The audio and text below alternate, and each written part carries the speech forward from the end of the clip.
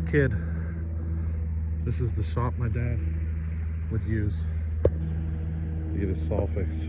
That's as far as I can zoom it. See the sign? Home Light Chainsaws.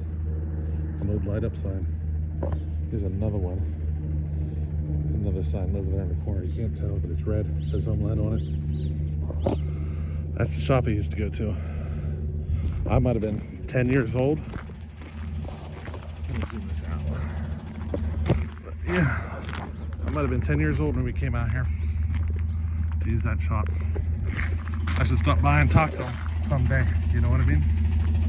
They're kind of cool.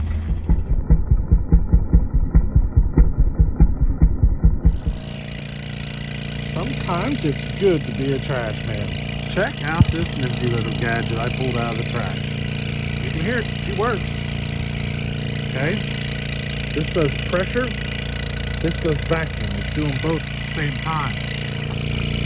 And these are the regulators. You just turn the knob to adjust the pressure. And I checked it out here. See what 20 psi is? 10 be there. Check it out. I just put my finger on it.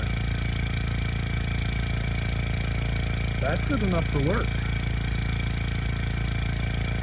You know, you just run the pressure up in the crankcase, put a shut-off valve on the hose that would be coming out of here, run the pressure up, shut the hose off. You know, you can check release. And then on this side does vacuum. So I was adjusting that too. Here, let me plug my finger here. Check it out.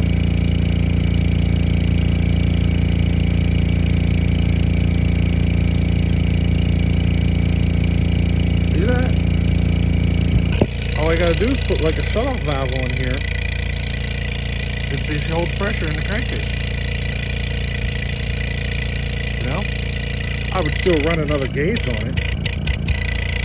I could probably incorporate my other pressure tester, put the gauge here, and have it, you know, to where I can switch from whatever side I want. Run pressure or vacuum. Kind of nifty. I wonder what else I could use this for. Let's crank up the pressure. See how high it will go.